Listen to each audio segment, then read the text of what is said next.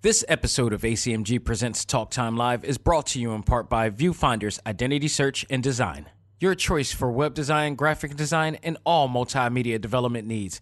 Visit VFISAD.com and let us bring your vision to reality. Hey there, this is Kyle Hebert, the voice of Gohan from Dragon Ball Super, and you are listening to A.C.M.G. Presents Talk Time Live. Excuse me, Gohan, this is more of a narrator type thing. Okay. Just do it more like a, next time on Talk Time Live.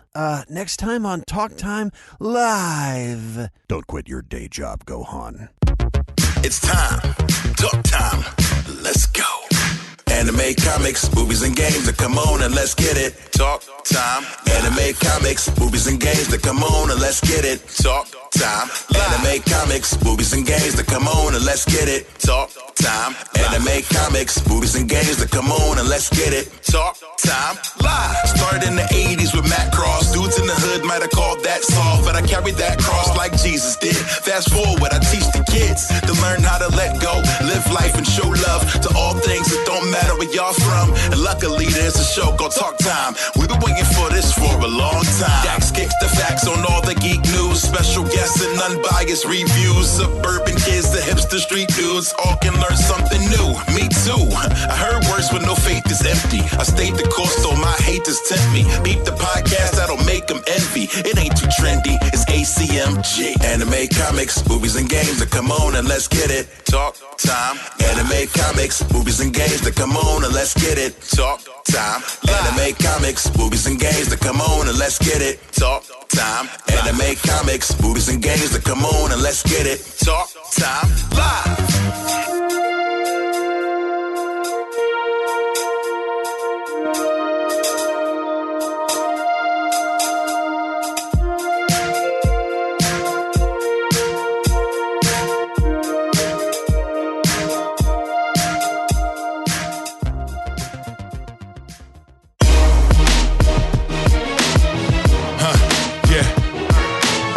Is it right to go on? They're all gone. They died for the planet. Will they ever forgive us? Right now, I really don't know. Yeah.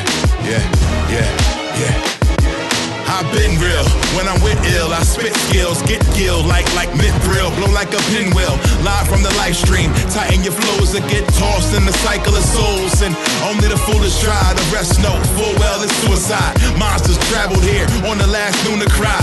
Prototype of the aura site, archetype, parasite. Get your data right or get shattered like time. A lyrical rhyme slave, erasure from my digital mind wave. Start up the crime wave. Project G when the meteor falls. Saw the future without reading your palms. I read 13 chapters and the rappers come after. Random major blow like Mako reactors. Keep the sister ray, equip the spray. Command counter with the ultimate, bring it into your day. Welcome back to the journal of my life that covers all things anime, comics, movies, and games. This is A.C.M.G. Presents Talk Time Live, the Prime Show. I am your host, Xavier Josiah. Folks, we got a loaded show for you today. And just so you know, I decided to do this on a Monday as opposed to our unofficial holiday, which is the Super Bowl. I totally forgot that it was Super Bowl Sunday. I normally record my shows on Sunday. And when I figured out and remembered that it was Super Bowl Sunday, I'm like, nobody's going to listen to the show on this Sunday. They're going to be prepping. They're going to get excited. They're getting hyped for this day. Hopefully, they're being safe on this day. And I got a feeling some will, others won't. It's just the way it is, unfortunately. So if you're a football fan, that you watched it at the safety of your home, that you're not above the law, you're not more powerful than the powers that be or Mother Nature, and you care about other people to keep yourself safe or distant during this time. So hopefully everybody had a good time with it. Hopefully nothing has happened during that, hopefully, quote unquote, because you're listening to this. I don't know what the hell is going to happen on that day. But nonetheless, you're hearing this on a Monday, so we decided to go on that direction. But we got a lot of things to talk about in terms of new trailers, some shows being renewed, some of our favorite shows being renewed, I should say. Some of them not, and we'll talk about that thoroughly.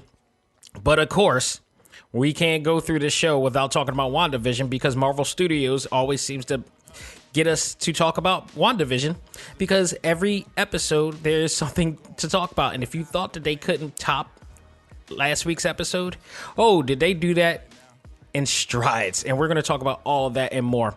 So let's not waste any time, folks. Let's find out what's new in the world of A.C.M.G. And now it's time to find out what's new in the world of A.C.M.G.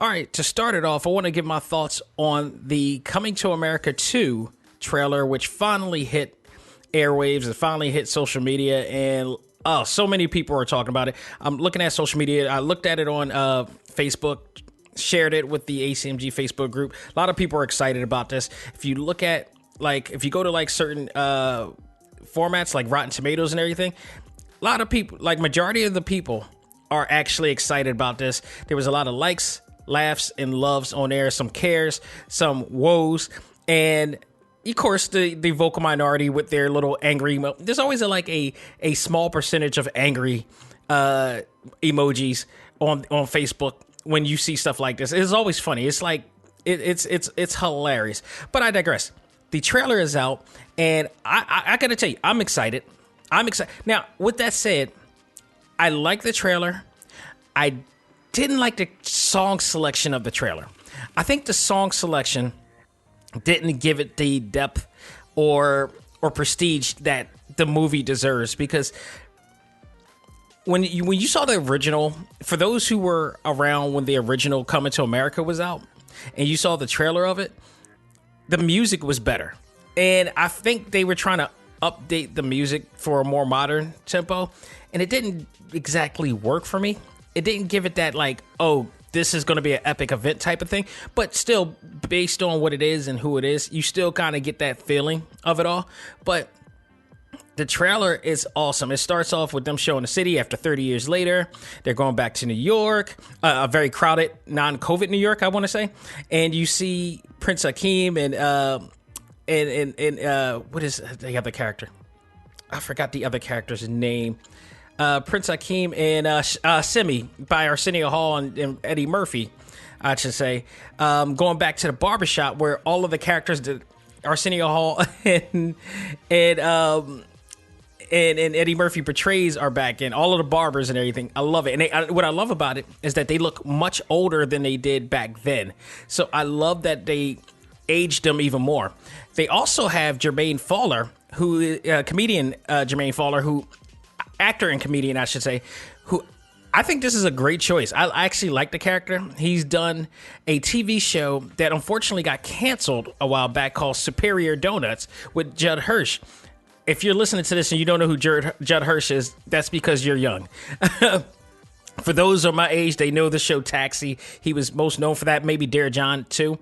But they picked him to be the son of Prince Akeem, who happens to be, I don't want to say a bastard child in some cases, but he was conceived not by his now queen, which is Lisa McDowell. This was during his sowing his rural oats, I guess, and he managed somehow, some way, Jermaine Faller, whose character is named Lavelle, is the heir to the throne, and Prince Akeem had to actually, seek him for somehow. You also have him going into the house to meet them, and Lavelle's mom just happens to be Leslie Jones, which I love Leslie Jones from SNL, and now she's doing her own TV show as well.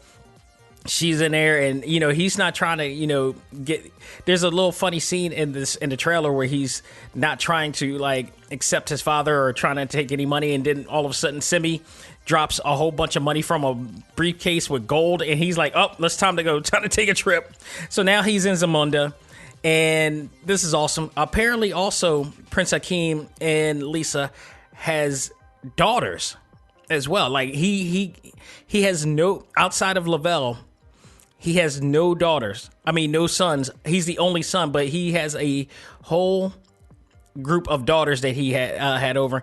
And I guess the roles of Zamunda, there's a certain, chauvinistic role where, women don't take the throne, I guess. And of course, with Lisa McDowell there, that's going to be changing because they're having a bit of a dispute over that, especially the fact that he went to seek Lavelle to take over the throne when his older daughter, who's probably more suited to take over the throne, is, looking to want to take that responsibility.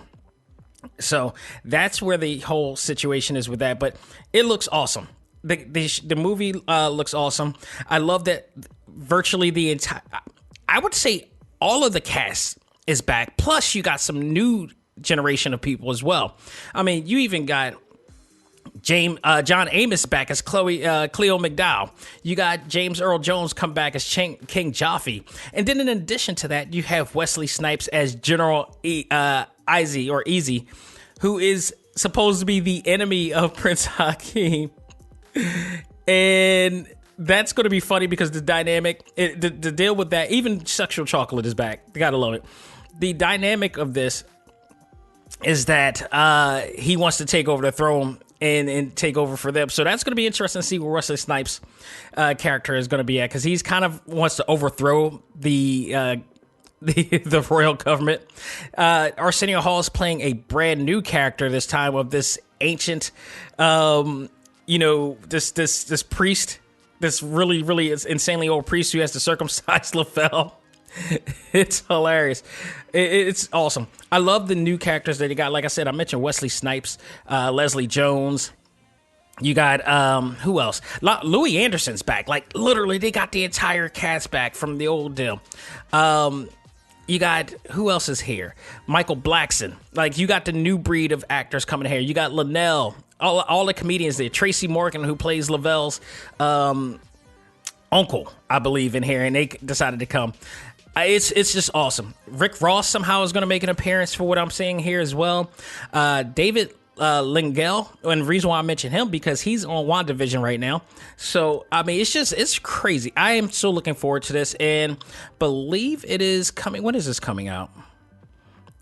This is coming out very soon.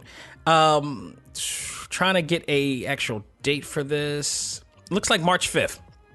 It is coming out, and it's exclusive to Amazon Prime. I think this is a great acquisition for Amazon, because they got a lot of people who've been waiting to see the sequel. I mean, we didn't even know that the sequel was coming, or if it were ever come.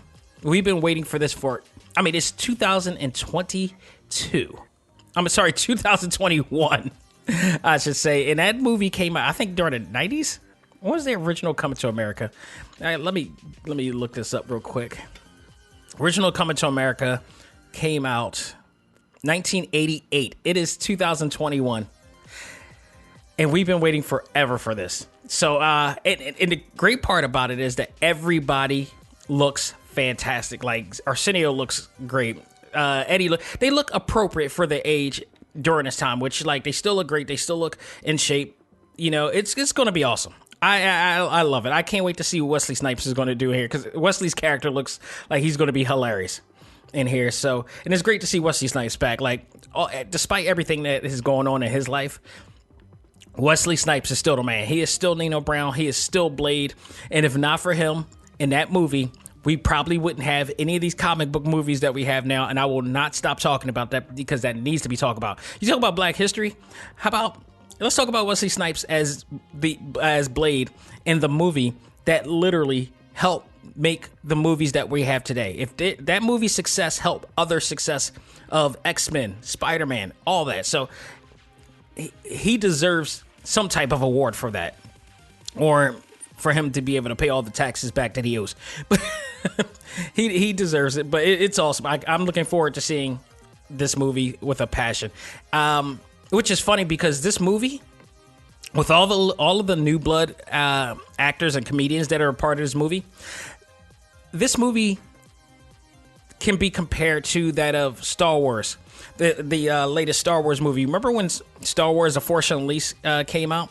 Oh, The Force Awakens came out, and it was a big deal because it was the first new Star Wars movie taking place after Jedi, and everybody wanted to be a part of this movie. Everybody wanted to be a part of this.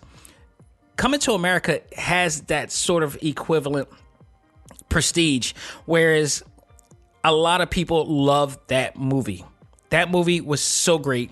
It could be watched over and over again. It's one of the movies that you could learn line from line and scene from scene, and it is absolutely awesome. And there's a lot of people.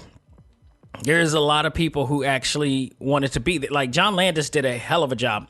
It's going to be interesting, too, because John Landis is not directing this, and I think that's where it comes down to. Because John Landis, who directed a horde of great movies, and Michael Jackson Thriller, if I remember correctly, he, now you got Greg Brewer, who is directing this now, and it'll be interesting to see how well he has done. I mean, he's done Hustle and Flow. He's done some other great things. So it'll be interesting to see how well he's going to compare to what John Landis did. This is some big shoes to fill, man. I know he's done well with some other great films. Hustle and Flow did get nominated for Oscars, but man, you playing. You putting all your bets in it. So we'll see. We'll see about that. So, in other news I want to talk about, we're going to go back to comic books by way of live action TV shows. The Flash is coming in March. I swear that it was supposed to come in January, but I guess they, put it over to March. There's some CW comic book DC shows that are coming out this month as well. We already got Batwoman. Superman and Lois is expected to come this month as well. So The Flash already hasn't even come out yet. Renewed for season 8 along with 11 other shows on the CW. A lot of these shows before they came out. That's including Batwoman is getting a 3rd season. DC's Legends of Tomorrow, which there's mixed support for this. There are people who love the show. There are people who don't love the show. Legends of Tomorrow is a show you just got to take it for what it is. It's not a show that's going to be directly rooted to any comic book per se. It's a totally different concept that they did using some characters and giving some shine to characters in the DC universe. And I dig it. I dig it for what it is. And I'm not a DC fan like that, and I'm a casual fan. Maybe that's why I dig it as much as I do, because I'm not like a hardcore DC fan. I'm more of a hardcore Marvel fan. So if they did something like this with Marvel, I don't know if I would have... Maybe I would feel the same as those who don't like it. Or maybe I would, because Marvel Studios does a great job. But I also think Greg Berlanti Studios and production does a great job with the way they write and do that. I think... Also, a lot of people want just the heroic cliche type of thing, and they don't do that in Legends of Tomorrow. It's a comedy. It's an action comedy show.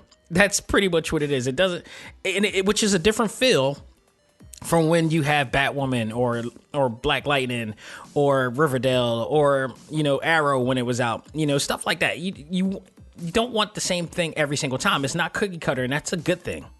So the writing is always good. The comedy is always hilarious. They always have a ball wherever they go, and they also screw up time consistently.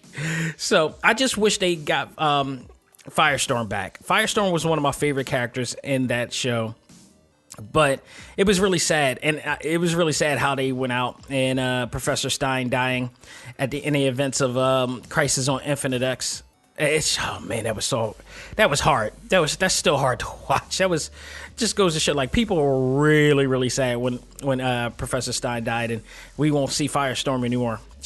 I don't even want to go there. But Riverdale is also being renewed. However, as we talked about, Black Lightning, for whatever reason, is not coming back. And I hope sometime soon, or sooner or later, we'll figure out why they decided to end this series, because I feel like every time when you have a show that's based on the black culture, the African American culture, I should say, and it gets so real, I feel like it gets cut. It just cut by the legs. I swear, this was happening. If you watch Black Lightning, it's hardcore. Black Lightning was the superhero version of New York Undercover. You had like a great superhero and some really heavy, realistic, real world type of stuff.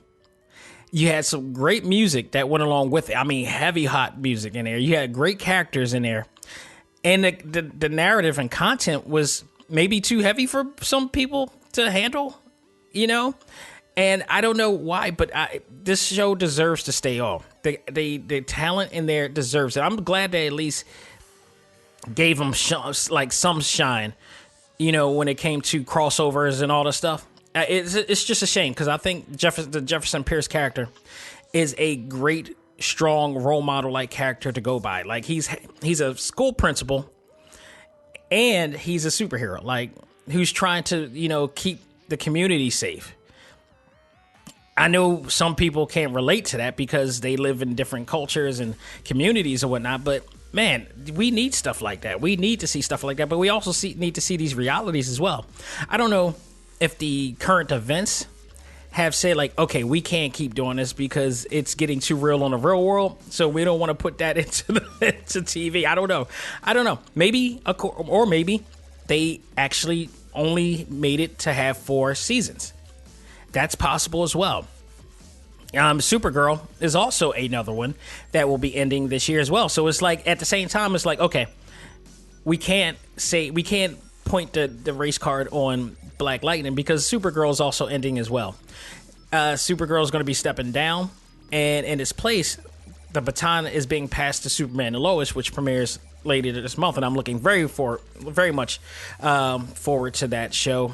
And they're going to premiere it with a 2-hour event too. So I am excited. I am so excited for that show as well. Meanwhile, Green Arrow and the Black Canaries will not see the light of day as well. That one I'm also sad about because I liked the story that they had. I think that was the best part of the last 2 seasons, was they were kind of leading in to what his daughter was doing in the future and how they were following up with everything that was going on and how she was in Crisis on Infinite Earth and all this stuff. I thought it was awesome. And I would have loved for them to have followed up. I thought the actress who played Oliver's daughter was awesome. I thought he was awesome. I thought she was awesome. So both characters, both the son and her, was just absolutely awesome. And I was looking forward to seeing so much more of what they were going to do with that. But it's unfortunate that's not going to happen. But at least the good news is we're getting our CW shows back, and hopefully we can make them stronger. And I don't know what they're going to do next in terms of big saga events or crossover events. Will we see the last of them? Who knows? We'll see. But so much. I'm so happy because the CW shows were a part of my normalcy of what's going on. So at least if I could have something else to suspend my disbelief and just take away of everything that's going on in the world, CW has done it very well. And by the way, I'm loving the Batwoman series right now. I don't like the way that they carry Ryan's character right now, but I get that she's grooming into the bat suit. I do like the new wig that she's wearing with the natural hair. I dig that. I'm loving that. So I am looking forward to seeing her growth and evolution as time goes by. But so far, so good. I like that they also are dealing with issues, systemic issues, and she is LGBTQ, so they're also continuing that advocacy as well. So I dig it. I love the show. It's awesome. I got a feeling it won't be coming on tonight because of Super Bowl Sunday, but it is a show worth watching. I think she will make a great Batwoman and a game changer as well. So I'm looking forward to it. Looking forward to it all. All right. It's time, folks. We got to talk about it. My thoughts on the 5th episode. Let me rephrase that. My thoughts on the 5th game-changing episode of WandaVision. I didn't think they were going to... I didn't know how, or I didn't know if they were going to be able to top last week's episode. Whew. Let me take a breather, because let me tell you something. I was watching this Friday, and every Friday, I post the on the A.C.M.G Facebook group, which if you are old enough and have a legit site, a legit profile page on Facebook, and you want to socialize with people, you could go to facebook.com/groups/ /ACMG1. I will warn you, we heavily screen out every single account who tries to get approved. You got to answer every question, and you have to make sure that you are who you are. No burner accounts, no need for that. We're trying to be social. We're trying to make friends. We're not trying to be hiding from everybody. You don't have to do this introverted, mysterious account type of thing. If you're not looking to be social on social media, why are you on social media? With that said, I post every week a talk time post on there, giving people the opportunity to drop their comments, their thoughts, not spoil it for anybody else with random post or whatever like that. And we all have conversations. Boy, did we have a conversation about this episode. Blew me away in ways that I didn't know. And I was late because I was recording the Select Start podcast while doing it. So I do unleash this one while they're doing it. I got to turn notifications off so I won't get the notifications of what people are saying during there. So by the time it happens, I can watch it and be blown away by it. And thank you. Thank you to many of the members for not spoiling for me, because in fact, what I love about it was that when I started chiming in on what was going on, some of my members, I'll give a shout out to Jessica in our A.C.M.G group, who wrote a comment in the post with a meme saying, waiting for you to get to the really good part, because things were just getting crazy in this episode. And then I finally got to the big part, and I wrote, I won't say it in hindsight, but I said, holy F, are you effing kidding me? In all caps, multiple exclamation marks and everything, and people just went crazy and laughed at my reaction because it was legit. So let's run down exactly why I did and said what I said on there. The show starts off starts off with the setting of Wanda's Westview, now in the 80s, early 90s sitcom mode. So we're talking like Growing Pains and to Full House and what is it, Family Ties as well. Like, it was a mixture of, it was a hybrid of, or an amalgam of all of those type of shows. The twins are crying. The twins are still babies at this time, like newborns at this time. The twins are crying, and Wanda tries to use her powers to stop the kids from crying, but for some reason, it isn't working. Wanda and Vision feels that they need help with the kids when suddenly, right on time, is 80s Agnes, who arrives just in time to help with the kids. This is going to be an ongoing thing. She asked to hold the babies when Vision told her not to, which apparently wasn't in the quote unquote script. And it threw Agnes off because Vision wasn't exactly conforming to what Wanda wanted to do, which that was telling as well, as opposed to everybody else who's conforming to what Wanda wants to do in the world. She asked, Agnes then asked to hold the babies when Vision told her not to, and it confused Agnes as she asked Wanda whether she wanted her to take it from the top, and that moment got so awkward in a good way. It was awkward in such a good way. I'm like, oh my god, what is happening here? What is going to happen? Is this going to just blow up the whole thing? Somehow, some way, they managed to get back into the swing of things. This made Vision very skeptical and question why she did what she did. The kids finally went quiet, thinking that they went back to sleep, but in fact, they grew up and is now like 5 years old. So they went from newborn babies to 5 years old out of nowhere. So this is a sign of Wanda not having everything under control. So a creepy beginning followed by a tribute intro opening that was a basic tribute to Family Ties, Growing Pains, and Full House. Like, if any of you are old enough to watch Family Ties or have watched Family Ties when you were young, you know that the opening intro to that started with a canvas painting that they were painting on there. So that was right there. And then you had pictures of the kids and the parents, as kids growing up into adults or whatever like that. And then they showed the actual person in the present.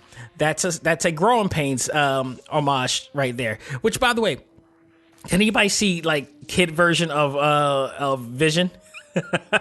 You saw Vision as a kid, as an adult, or as a teenager, and then you saw the present version as an adult. And then they did the Full House thing where it's like at the end where the camera pans out, outward into the sky like there's a drone or whatever.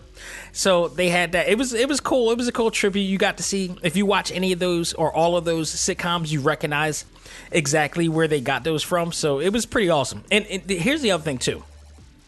Elizabeth Olsen is the sister, I should say, of the Olsen twins who was on Full House. So this was, in hindsight, somewhat of a tribute and homage to her sisters in some cases as well, because they were in Full House. They were in that little, that sequence, that opening sequence where they pan out as well. So that was a cool little tribute to them as well. So I love what they did with that. But then This show, unlike the other shows, switches on from Wanda's Westview world to reality. So we go into reality. We then go to SWORD headquarters where they examine Monica while also asking her what she remembers about the experience in Wanda's Westview world, I should say. During the debriefing, they went to a debriefing along with Jimmy and Darcy.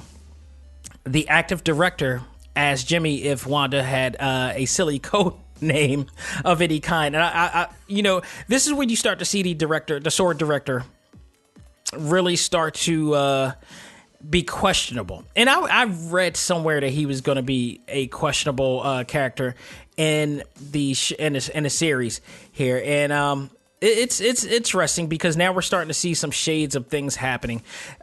He's trying to simplify the actions of Wanda, and Jimmy, Darcy, and Monica are not seeing it that way, and they're trying to bring more depth into why she's doing what she's doing. So it's going to be interesting because now he's going to become this straightforward type of guy, whereas like everybody else is trying to see, because she's an Avenger. She almost helped, kill Thanos. She is, but she's also hurt. She's also been hurt, trying to put things into perspective that Vision is gone and she doesn't have anything else. Her brother's gone. Vision is gone, but Vision's now back. And we also now understand how Vision came back. This whole thing totally answered the question of what happened in that situation. So we got we then see Monica, Jimmy, and Darcy have disagreements with the SWORD director, whose name I keep forgetting, as he considers Wanda a major terroristic threat. The director shows footage of Wanda breaking into SWORD headquarters to retrieve Vision's corpse. Now, this was interesting because here you have this is the part where we start to realize what happened to whether Vision is actually real or not. It turns out Vision is in fact real. Vision is in fact Vision again. She managed to actually bring him back. So we got Vision back. That's official. As of right now, I should say, we have Vision back. So, and by the way, I finally got Director Hayward. So I'll just say Director Hayward from this point on. But Director Hayward is seeing her as a terrorist threat, but they see otherwise. But Director Hayward actually showed the footage of her breaking into a hidden SWORD headquarters to retrieve Vision's corpse. Which, by the way, what were they doing dissecting Vision? That's the question. It was also mentioned that bringing back Vision was a direct violation of the Sokovia Accords, which is connected to not only Civil War, but also the LMD episodes of Agents of S.H.I.E.L.D. If you guys remember, that was something that they covered on that series, if you followed with that series. So I love that they still made mention and made Agents of S.H.I.E.L.D. relevant, because the LMD situation is still a thing. Coulson is still around. People don't realize that Coulson is actually dead, but what's being shown around is the LMD version. And it would be really cool if we do see Coulson along the lines. of this as well, maybe in some form or fashion, or later on in the group or whatever. But Phil Coulson is the man. That's all I got to say. Which, by the way, Phil Coulson is actually Dum Dum Dugan in a sense. And I say that because if you read the comics, Dum Dum Dugan in the comics right now is an LMD because he's too old. He's way too old to be that young in this generation of Marvel. He was around during the World War II era of Captain America. So there's no way in hell that he's alive. So this is, Coulson is kind of taking over for the Dum Dum Dugan role of the LMD type of situation, and I'm all for it. So we then go back to Wanda as she catches her twins watching a dog they found. Now, if you watch any sitcom in the 80s or 90s, you've seen storylines just like this. So this is rather a cookie cutter cliche type of storyline that they're doing. So they find out they found a dog that was lost, no leash or whatever like that, and they want to keep the dog. We've seen this all before. What we don't see before is the side character popping in at right on time with something. And this is the part that gets really weird because Agnes suddenly pops up out of nowhere with a doghouse, which again makes Vision suspicious. Like, how did she just happen to know that they had a dog and she had a doghouse ready for that dog that they didn't even decide to keep yet? Okay, so Wanda and Vision then decides to tell the kids that they could not be responsible for a dog at their current age of 5, and it would be better for them to have a dog when they are 10. So what did the twins do? The twins decide to transform and age themselves 5 years more. So now they're 10-year-old kids. So now they're able to take care of a dog. And also take note, they're doing this while Agnes is in the room.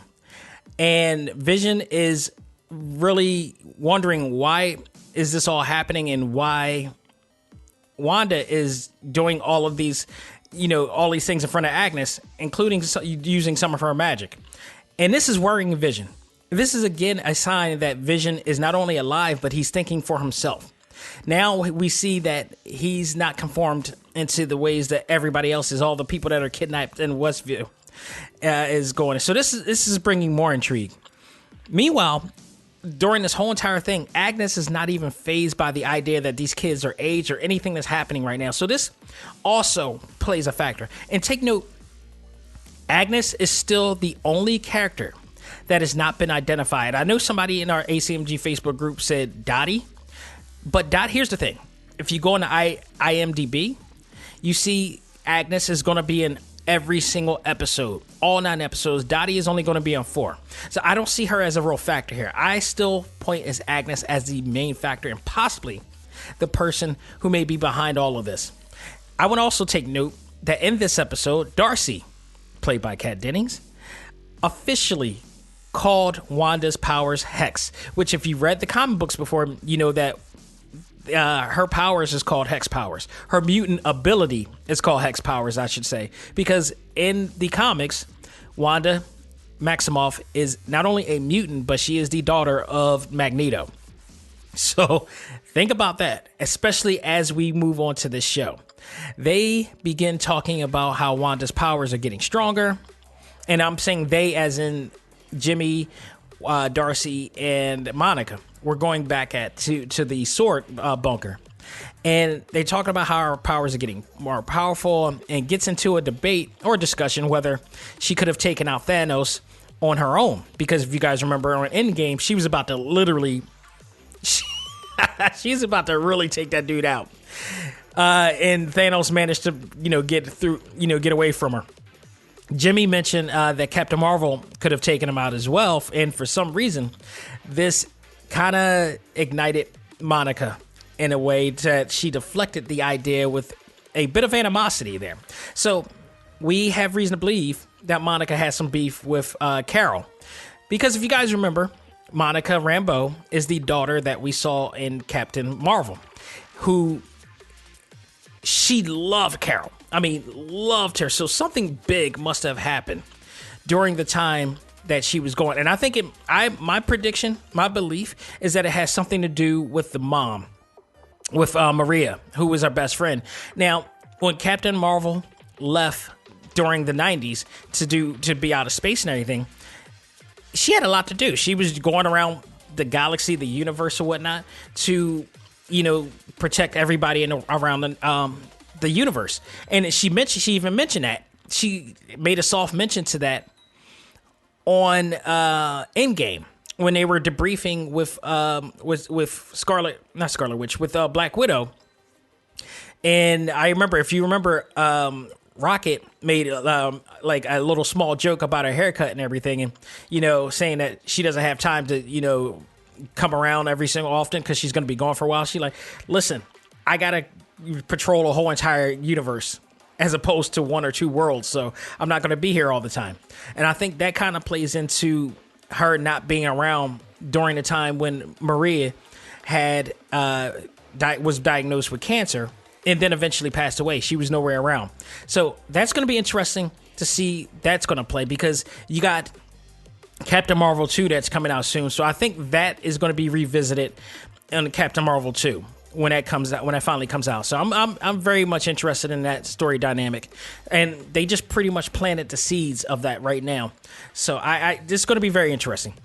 We go back to Westview, where Vision creates the internet during the time, because it's the 90s, and you got to remember, the internet was always around even before it was commercialized, and it was around the 90s.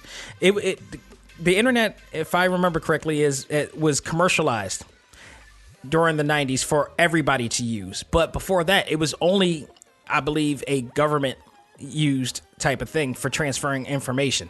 And then, it became commercialized with AOL and all the stuff, and we got the dial-up. So we got a little bit of a, sort of kind of a history. It's a little bit of altered history, as Vision wasn't the one who created the internet. It was him. But lo and behold, what I didn't mention before during the discussion of Captain Marvel and debate of Scarlet Witch, aka Wanda, is that they were working on a way to communicate again, like Jimmy did before on the last episode. But this time they were doing it because Vision created the internet, so they were able to send out a email message to them, which then ignited everybody in that office to repeat everything that was said in that email. It was weird.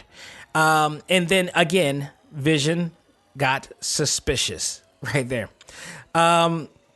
So that was really interesting. He touches one of the people held captive and manages to snap him out of the hex trance, which, by the way, that guy that he touched, I've seen that guy in so many commercials. That has come. It's awesome to see him in such a big project like this. I've seen him in other places as well, but I've seen him in recent commercials. I'm seeing a lot of people in commercials recently end up on shows, and I love that. I really love seeing stuff like that, because I love seeing people's careers, get bigger and bigger. What an opportunity to have them to be on multiple episodes in a prominent role in this project of WandaVision.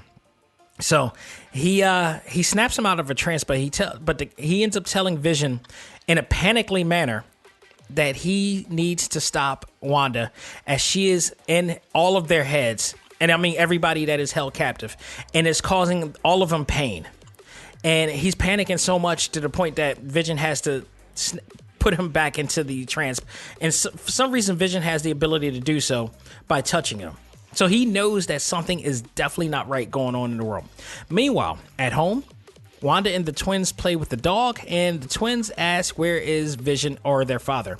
They have a reason to believe that he has deserted them, which is a normal cliche kind of storyline that goes on in these old 80s and 90s TV shows. It's really hilarious to see how much they put into this. They have they also ask whether the mom had whether their mother had a brother, to which Wanda tells them that she does, and that he is far away. And of course, we're talking about Pietro Maximoff, which unfortunately he died in the events of Age of Ultron. this version died in the events of Age of Ultron. Wanda and the kids discover that an 80s drone controlled by Monica has entered the world, and she is not happy with this. This is when things get extremely deep, because Wanda, Wanda is not happy. They showed an image of her with the eyes glowing, and then suddenly, all of a sudden, the drone is not being able to be controlled, has been compromised. Director Hayward overrides the drones, however, and weaponized it to Monica. Unbeknownst to Monica, the drone was weaponized to shoot missiles at Wanda and the kids. And unbeknownst to Director Hayward as well, that the kids are real. Apparently, everything that she's creating in that world is real. So the kids are actually real. So that also is something that people were wondering about, whether the kids are real. Apparently, according to Monica, she believes that the kids are real and everything in that world is real. Whether they will be real after the fact, that's a whole other thing. So that's going to be interesting. The plan failed, however, because Wanda came out of the bubble of Westview in her normal Scarlet Witch garb that she's worn during the Endgame series, and is now holding the damaged drone. She throws it back at them. She is back into reality, only to warn Sword and Director Hayward to never come here again, and bother her again. While guns from the Sword agents are being pointed at her, take note. Monica then tries to reason with her, and she sees Monica as like, oh, you're still around? She's about to throw her into another few miles again, but she manages to try to reason with her and lets her know that she was unaware that Director Hayward had weaponized the drone at all. That wasn't her intention, and that also Wanda can read her mind and see that it wasn't intentional on her behalf. Wanda then uses her quote-unquote hex powers to control the Sword army, to which then points their guns at Director Hayward as a major warning. That scene was awesome, because the minute she waved her hand, they immediately turned right around, and it was like, when I saw that, I was like, whoa. Wanda may, at this point, I don't know what's going to happen in the next 4 episodes, but at this point, she may be one of the most vicious villains I've ever seen since Thanos and Wilson Fisk. Okay, and I you know what? In terms of villains right now, Thanos, Wilson Fisk, Wanda Maximoff, and then Kilgrave from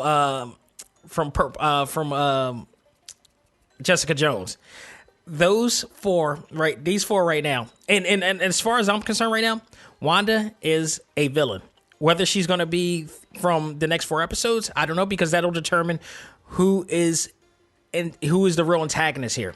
Is Agnes somebody else? That becomes the situation here. She leaves. She goes back. The barrier that she creates has now been, I guess, changed or more disrupted as ever, keeping everybody out now. And then we go to a new commercial, where they're advertising Lagos paper towels. And the commercial is hilarious in a sense, because Lagos is the place where Wanda accidentally killed many people trying to save many people from Crossbones, who actually turned himself into a living bomb. And in hindsight, that was one of the things that she regrets as well. So, in fact, this absolutely proves that every one of these commercials are fragments of her memory, because she makes the Lagos paper towels thing. It was a reminder that, the paper towels are supposed to help clean away any mess that was made. I love that commercial. I probably love that commercial more than all the other commercials that was made so far. We then see Wanda and the twins, who are looking for their dog around the neighborhood, only for Agnes once again to pop up to find the dog dead, as she claims that the dog was eating leaves from her garden. The leaves apparently maybe have poisoned the dog, and he's eaten too much of it. And all of a sudden, the dog instantly dies. The kids were so hurt from the death of their dog that they were going to age themselves once again. Wanda stops them to contradict herself in some cases by saying, you can't bring people back and you got to deal with the pain. This is the same person who revitalized Vision. But I guess she could do that, but not her brother, of course.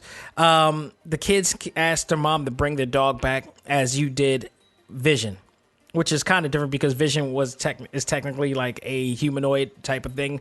He's basically science as opposed to living kids. But then again, she created the kids as well. So there you have that. Finally, Vision is alone with Wanda. Well, I should say that he was able to come back to see that the dog died and the kids were hurt, and he helped comfort the kids at that point.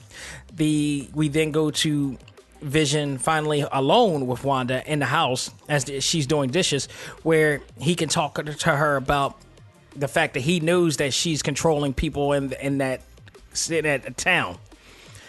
She tries to end the discussion by rolling the credits in the episode, and Vision is not having it. So they're having an argument while the credits are rolling. And I'm like, I thought this was hilarious because I'm saying it's hilarious, but at the same time, I'm like, oh, things are about to jump off really bad. But they're having this argument as the credits are rolling up. And I'm like, dude, I wish I could actually have arguments where credits are rolling up at the same time. I thought that was very interestingly done. I thought it was awesome. She tries to end the discussion that way, but the argument just gets uglier and uglier to the point that both of them are levitating in the air in anger. And the music changed, the tempo changed, and it was like, oh my God. At this time, I'm sitting in my chair. I'm not doing anything. I'm totally glued to what's going on in this episode. More than I was last week. It gets so ugly. Vision just tells her that he doesn't remember a thing about anything other than what's going on in his town, and it is frightening him. And he also notices that there are no other kids in the town other than them. So he's piecing everything together, by the way, people, if you ever want to understand what critical thinking is, watch Vision through this entire episode, because that is what critical thinking is. That is what he's doing right now. He's questioning every single thing that is going on, to try to piece things together. He also wants to make sure that Wanda was unaware of everything that is going on here, whether she's totally the cause of it. She's trying to convince Vision that she is not the one responsible for things that's going on, despite the fact we know that she sees that thing is going on. But what we don't know is whether she is in full control of everything, because there are things that aren't working to her advantage, and there are things that are. So there may be a higher power that may be shadowing her in this case. And then again, we get Agnes, who, if you remember, in, I think, episode 3, she was questioning where Monica was, or where Geraldine was, because that was Monica's name at the time. And they were questioning because she may be a defector of this whole entire thing. So Agnes is truly something else other than who she is. We may not know as of yet. There's a lot of speculation of two people, in fact, of who she is. One of them being Mephisto. And honestly, I would love for that. It would be very interesting. Suddenly, the doorbell rings, and Vision thinks that it is her doing. She clearly keeps telling him, it's not me, but you don't believe me anyway. So Wanda goes to the door, and this is where it gets crazy. This is the part where I go, holy F, are you effing kidding me? In caps. Wanda opens the door, answers the door, only to discover that it is none other than her brother, which we only see a back, the camera panned to the back to see Wanda's reaction to it. Now, stupid me, before I even figured it out, I see a man with gray hair. I don't know why, but I think it might have had something to do with Monica saying that she knew somebody, an aerospace engineer. I had somebody say that was she talking about Reed Richards? I'm like, that's possible, but that would also be weird because Reed Richards is a scientist and not an engineer. So that may not be, but it is interesting the fact that she mentioned an aerospace engineer. So now I know people are going to go around looking to see who can be a character that was an aerospace engineer. You know, it may not be Reed Richards, but it damn sure may be Ben Grimm. Could be Ben Grimm in this case. So we have that, and we see. I'm thinking. I really thought it was Hank Pym. I really thought that the person in the back was Hank Pym, but that was only because of, you know, based on possibilities of what it is, but I don't think Hank Pym is an aerospace engineer either. But we come to find out that is none other than her brother Quicksilver. However, it is not the Quicksilver from the MCU that died at the events of Age of Ultron, but Quicksilver from Fox's X-Men series. That from Days of Future Past, from Apocalypse, from Dark Phoenix. It is Fox's freaking Quicksilver, man. My mouth dropped immediately. During this time, Darcy is noticing things that are going on the TV in the Sword Bunker and realizes her brother has been recasted, and it just ends off right there. Now, also take note that this Quicksilver, this Pietro, also is wearing a leather jacket with a Hawaiian shirt and pants to mimic Uncle Jesse from Full House. So many things in that one moment. I love Marvel Studios, and I hate Marvel Studios for making it episodic like this, but now it's given us something to want and anticipate for the next week.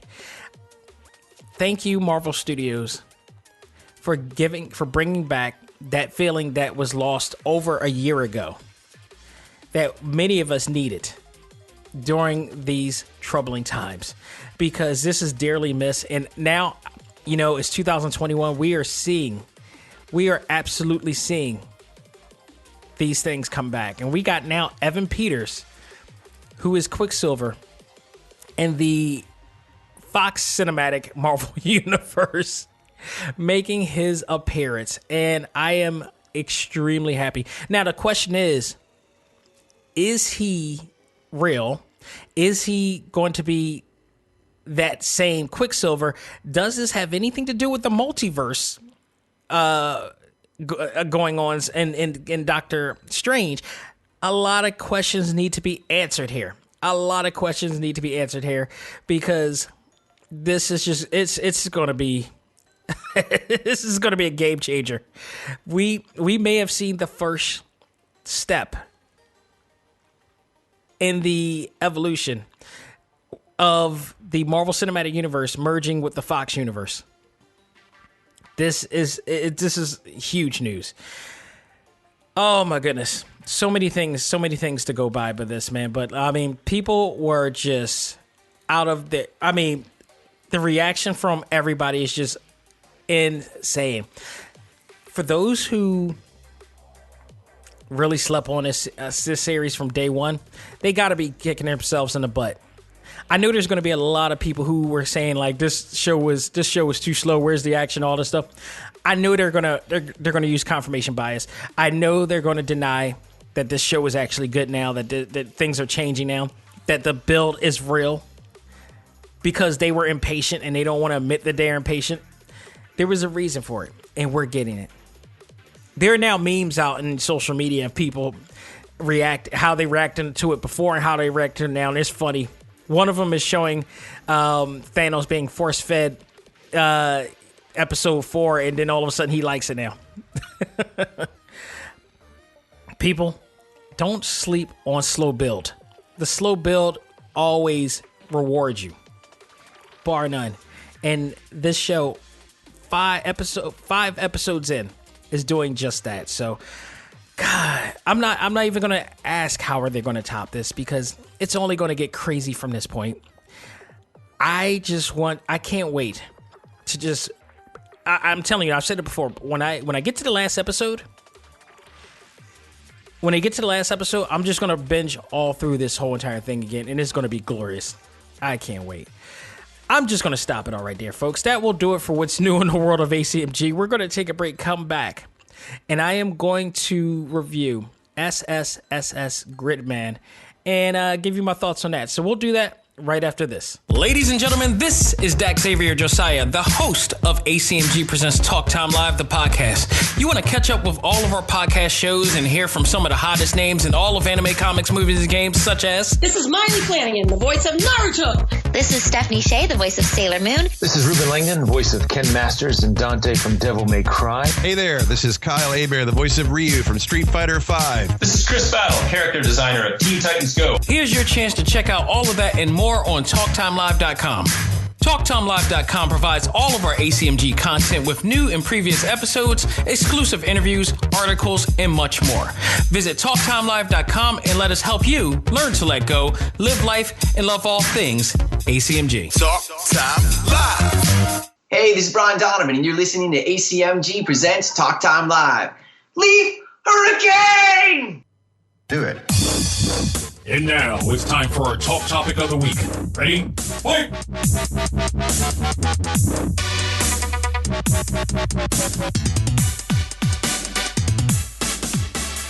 All right, folks, we are back with our talk topic of the week, and it is my review of the 12-episode series known as Ssss Gridman, a series that Toonami is now playing, and I can never see because they air it at 2 a.m. in the morning here in the East Coast. And if you're in the West Coast, you may actually be able to see it because it airs probably at 12 o'clock or 1 o'clock in your area. There's a 3-hour difference, and Toonami, unfortunately, only airs this show, all their shows simultaneously. So while people on the East Coast can see it earlier because of their 3-hour difference, we end up seeing it awfully late, which is why I never get to watch Naruto Shippuden during those times because it airs so late. So I would probably have to DVR it or whatnot in order to watch any of the shows that I want to watch during that time. I wish they had a East Coast or West Coast station, but they don't. But what I do have is Funimation, because Ssss Gridman is a Funimation production, and they are licensed. They have a license, actually, not production, but they have it licensed, so I can watch it on that app in every episode. So I was able to watch every episode. Ssss Gridman is based on the Japanese live-action TV show, or I should say tokusatsu series, Denkoi Chojin Gridman, which is sort of like in the same realm as Ultraman. So you got one of these characters who transforms or grows ginormous and fights against different kaijus that tries to destroy entire cities. You've seen a lot of these. I mean, Ultraman and so many more. Power Rangers, all that. But there's a difference between what the Power Rangers does and what Ultraman does, because Ultraman grows himself, whereas the Power Rangers man actual machines and transforms into a big robot to do that. Gridman kind of does both in a sense. He grows into an entirely giant being, but also uses machines as armor, so to speak, in this case. So they have a 12-episode, what I usually call OVA series, based on this to celebrate the series. Now, what a lot of people may not know is that this series actually not only aired in Japan, but at one time did air in America as well. Very interestingly so, there was a series called Superhuman Samurai Cyber Squad, and I have reason to believe I watched an episode or two of this. I think it came on ABC during the time, and I don't remember because there were so many shows like it at the time. Like, you know, Power Rangers was the first one, and then you had the Beetleborgs, and then you had Kamen Rider, and so many others, and then you got different variations. Still to this day, you have different variations of Power Ranger shows, Super Sentai series of such out here. So they just happened to be one of them. Funny thing, before I even get to the review of the anime, I posted when I was researching this, and I discovered that there was a U.S. version of this series. I had people. I posted the picture of the logo for the series on A.C.M.G. to see if anybody actually remembered the show. Apparently, some did actually watch it. Shout out to my man Mike Landy. He said he remembered this show. He used to watch it alongside Power Rangers, VR Troopers. I remember that too. And here's something. Tattooed teenage alien fighters from Beverly Hills. I swear to goodness, I never heard of this series at all. And thanks to him, he actually showed me a YouTube clip of the intro, which apparently used to air on PBS. This was like, you ever? I need my grown folk people listening right now who used to buy Transformers back in the day, and I'm talking G1, or used to have Transformers, who parents brought them Transformers back in the day. You ever go around to a corner store, and maybe this is my community, maybe this is the black community, so I need my black grown folks possibly in this. You ever go around the block and you have one of those like Asian-owned stores that used to sell a whole plethora of different conveniences or whatnot, but some of them would be like cheap toys, and some of them will be like cheap knockoffs of some of the most popular deals that we have. And I know some of you out there know this one. Like when you wanted to buy Transformers, or in particular Soundwave, and they didn't have those type of things, but in its place they had a Transformer that turned into an actual radio that was a real radio, but it only played FM. I know some of you own this. I used to own it as well. A lot of you have owned this Transformer. It wasn't, you can't call it Transformer because it's a brand name, but it was a robot that transformed into a radio that was supposed to mimic Blaster and Soundwave to that extent, but it actually played actual radio. But unfortunately, it was AM radio. Like, yeah, that's what kids want to listen to. But there was always a cheap knockoff of a popular toy line out there. The Tattooed Teenage Alien Fighters from Beverly Hills, which aired in 1994, was exactly that. You had these low-budget Ultraman-like team that was supposed to be a mix of Ultraman meets Power Rangers, but they're from Beverly Hills. What the hell was that about? I gotta tell you, for those who are young and listen to this now, we didn't think things through back then in the 80s and the 90s. I would even go further as back to the 70s, 60s, 50s. There's some things that doesn't apply to logic or defies logic to a point that, like, we just suspended our disbelief so easily back then. There was the term critical thinking was not, you know how Vision is now, like I mentioned in the last segment, how Vision is thinking things through because things doesn't make sense. Vision is a modern day thinker in a world that doesn't make sense. That is what we were, and that's what would happen if we would go back in time into a lot of these TV shows that we see now. Like I made fun of this so bad because this was ridiculous. Tattoo teen, and of course, this is them trying to market off of successful, shows like the Power Rangers or Teenage Mutant Ninja Turtles, because to be successful, you had to make some heroic, all you had to do is make some heroic looking people and give them a 4 to 5 worded name for their team. Because Teenage Mutant Ninja Turtles was and still is the most successful franchise of all of them. And now everybody trying to, the biker mice from Mars, stuff like that. Everybody wanted to peel off of the success of Teenage Mutant Ninja Turtles and the Power Rangers and such like that. So I guess this is how you got the tattooed teenage aliens from that. I can't even fathom what the narrative of that was about. Oh my goodness. But along the lines, Kamen Rider and the Power Rangers were some of the most successful Super Sentais out there. Ultraman, of course, is one of the most successful live action shows out there. Ssss Gridman apparently was also. So they're playing off of that, and that was one of the most successful shows at that time. maybe not as successful in America. I think it only lasted one season, but it continued in Japan.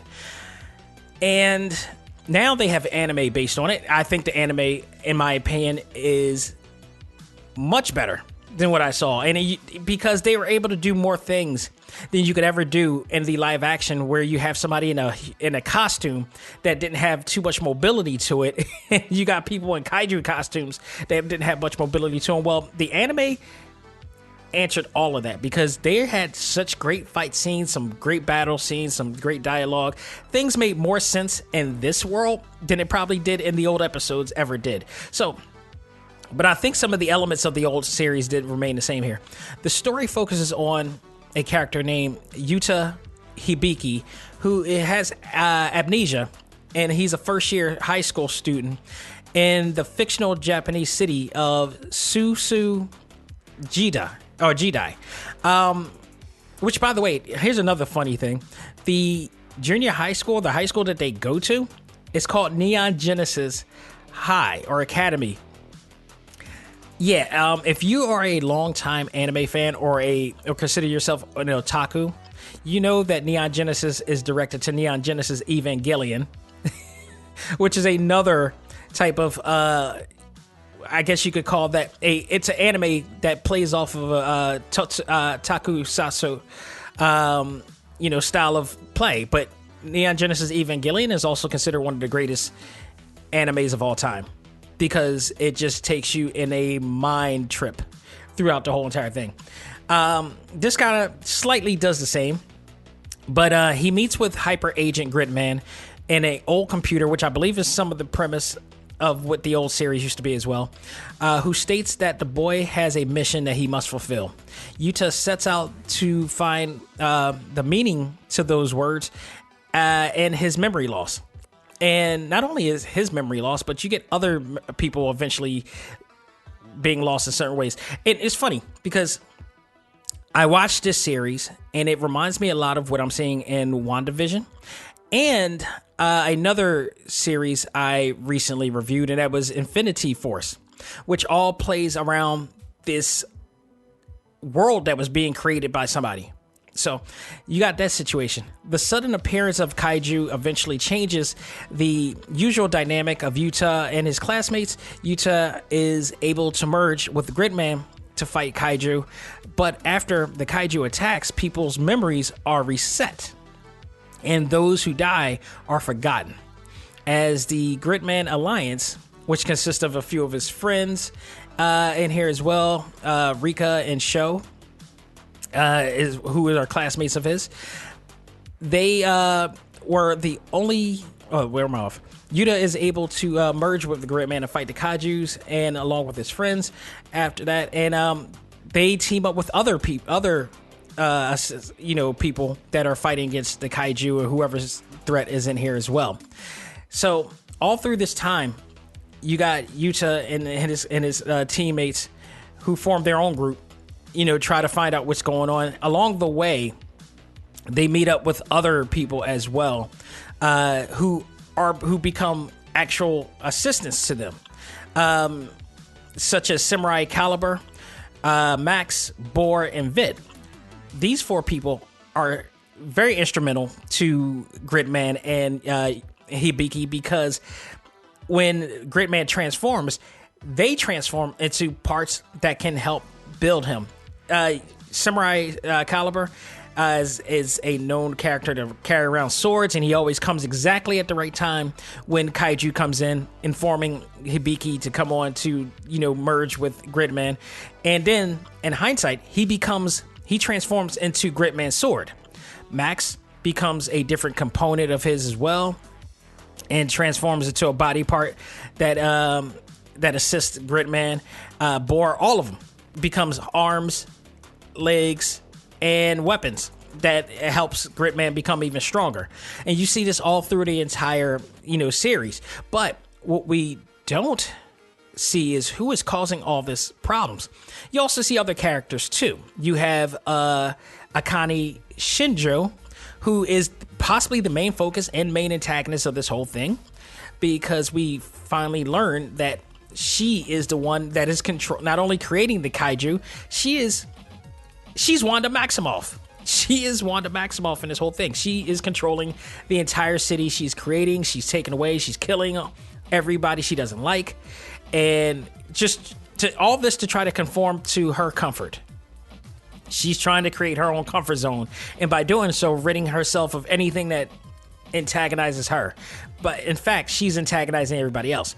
It's Hibiki and the rest of the group that is trying to stop her from doing all this and allowing her to get out of her comfort zone and deal with some of the things that she doesn't want to deal with in life.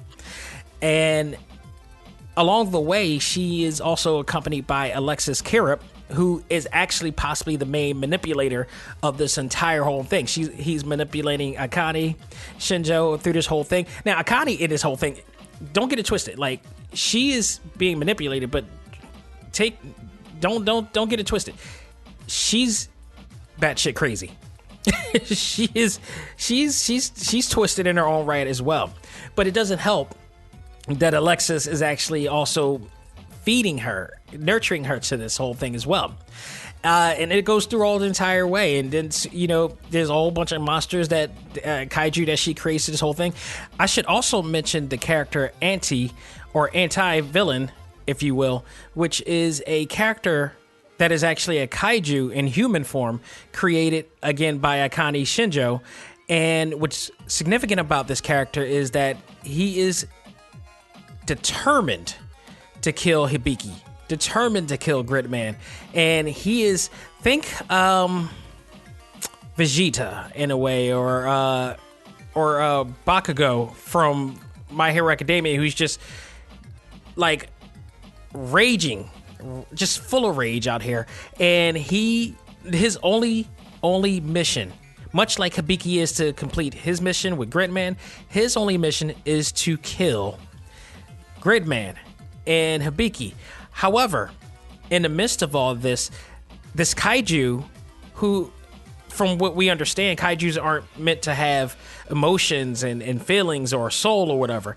He encounters a lot of humans along the way, some friends along the way, and including Rika at one point, who he ends up befriending. And by doing so, he starts to question himself throughout this whole thing as to why he needs or should go after Hibiki and Gridman in this whole thing. So his whole entire allegiance to Akane and Alexa Karip becomes an issue.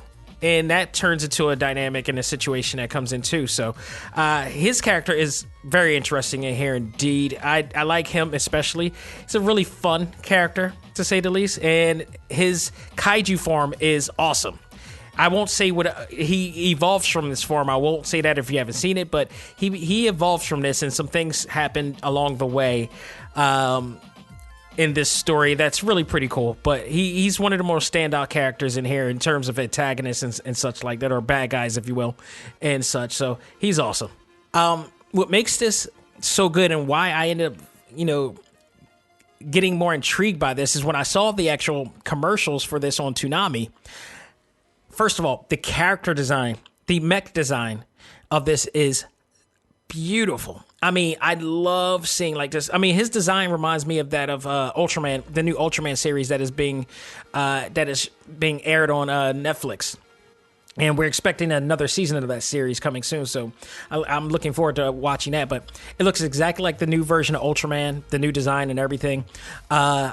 I do like the Hibiki and the other characters design, the humans characters design.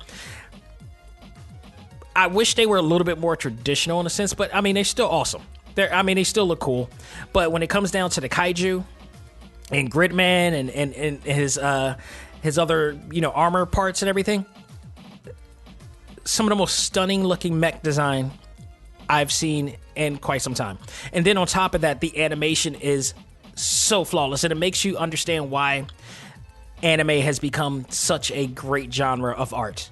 I just love it. The fight scenes, the combat, the battle scenes are some of the most action-packed you'll ever see in anything you've ever seen in shows based on like Ultraman or whatever like that. Like, it just makes you feel like you like I'd rather see these Ultraman type shows in anime form because you're able to do so much more. And whether Japan or America have not figured out how to, well, America kind of does right now because they're doing Godzilla and King Kong right now, and now we're gonna have Kong and Godzilla that's coming out. So they do have somewhat of an idea. I think in due time we may see a Ultraman series or even maybe a Gridman series. Who knows? But right now, I love what they did in anime form. I love all the characters that they have in here. They're easy to get into. The story is not entirely too complex, as you would think. Now, my only letdown here to this is that when talking to some people on social media, or in particular the A.C.M.G Facebook group, I was made to believe that there was going to be a crazy ending in here, and it was, but not to the extent of what I thought that they were going to be. So maybe I was expecting too much, or maybe I should have lowered my standards or lower my understanding of how really much of a big deal. But the ending was great. The ending was great, but not nearly as mind blowing or I wasn't blown away by the events of Gridman as I was with Marvel with WandaVision. Like not in that stretch. Or hell, when even how we saw Kenta pop up in AEW this week as well. A lot of big surprises this week. I wasn't that excited, but the story flowed really well. The character development was really cool. It allowed me to get into the characters. I was very much into every character in here. I thought it was. I really enjoyed it. I really enjoyed this from an animation standpoint, from a character development standpoint. Nobody really stuck out. But here's my other thing too. I guess we did kind of understand how Hibiki lost his memory, but I felt like he still had amnesia during front of time and end. And I don't think we ever got the answer of how he got it, but I think we kind of did from the understanding of what Akane Shinjo was doing. So in that case, maybe we have, but nonetheless, this is a very fun, easy to understand, easy to enjoy action-packed series. I highly recommend everybody go out of your way to check it out. If you can't watch it, if you're in the East Coast and don't like staying up till God knows how long to watch this series, and if you own Funimation, which I highly recommend people own, it's for $5.99. I think they got two packages. One I think is $9.99, the other one's $5.99, but you can't miss it. Funimation always has some great phenomenal content for anime fans out there. And it just keeps coming as well. Gridman is on air, all 12 episodes in English and in Japanese sub.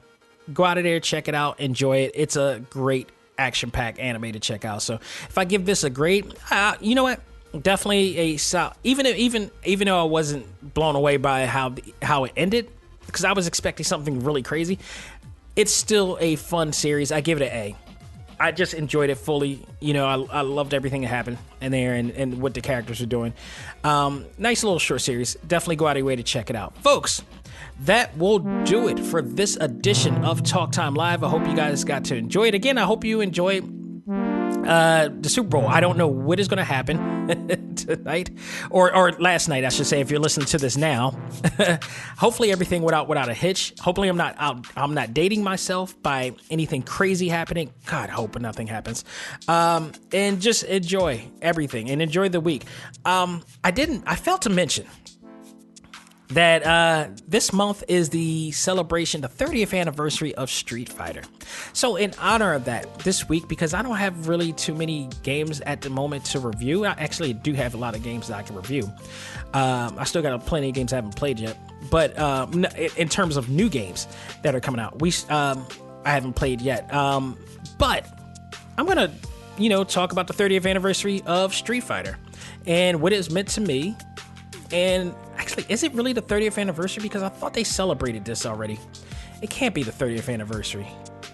They're celebrating an anniversary, but their claims that it turns 30 today. And I have reason to believe that's not the case. But because 2 years ago they celebrated that, but even still, we're going to talk about that. we're going to enjoy it all because they said it premiered. Let me see.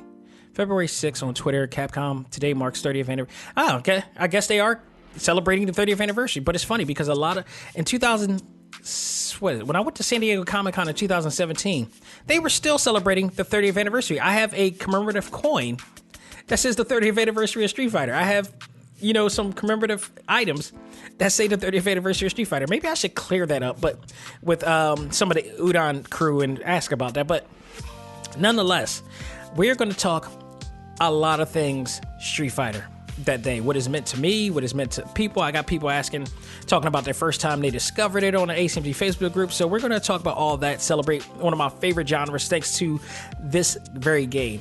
And of course, a lot of other, news that goes on. I will say that next week also marks the premiere of Super Mario 3D World plus Bowser's Fury. So we will be definitely talking about that. We'll and as time goes by. Plus, Retromania Wrestling is also coming out near the end. So there will be games that we talk about. Also, Persona 5 Strikers is coming out, which I've already, of course, reviewed and played, but the English version is coming out. So we will definitely be checking that out as well. So we will have games to be talked about next week. In the coming weeks, we will have a lot more content. And I believe this week I also will be doing a special episode with a known friend of mine, possibly one of the first interviews I've ever done ever. He's coming on to the show this week, so stay tuned for that as well. And you're going to want to definitely, if you're a retro gamer, you definitely want to stick around to talk, to listen with me and him talk. And if you're an artist, you also want to do it as well because he's a successful artist that handles pixel painting. So stick around for that and much, much more. So folks, thank you for checking out the show. You can also check this out on TalkTimeLive.com, where you can find this show and every other show, as well as our exclusive interviews with a lot of special people in the world of our favorite fandoms. Go to the exclusive page. You can listen or watch the interviews as well. Shout out to everybody who checked out the Brian Donovan episode, one of the most watched episodes I've done. Who is the voice of Rock Lee, by the way, on Naruto. Speaking of Naruto, I have me hosting the Q&A panel with with an enormous amount of cast members from the Naruto show on my page as well. You can watch it there. Tons of content you can check out, and it's all free. It's all free. It's all about being fans. So check it out all there, much, much more. And I should say, if you want to never miss a beat or an episode, you could check us out on Spotify, iHeartRadio, Apple Podcasts, Google Podcasts, Stitcher, Podbean, TuneIn, Pandora, Pocket Cast, and Audible. All of those we're everywhere and anywhere you want or need to be and to hear this show. So thanks again, everybody. So on that note, it is quite a bit of a storm out here, so please be safe. Please keep everybody else safe and much more. So that'll do it for me. On behalf of myself, this is Dax Xavier Josiah saying learn to let go, live life, and love all things anime, comics, movies, and games. This is A.C.M.G. presents Talk Time Live. I am out of here. Take care, people.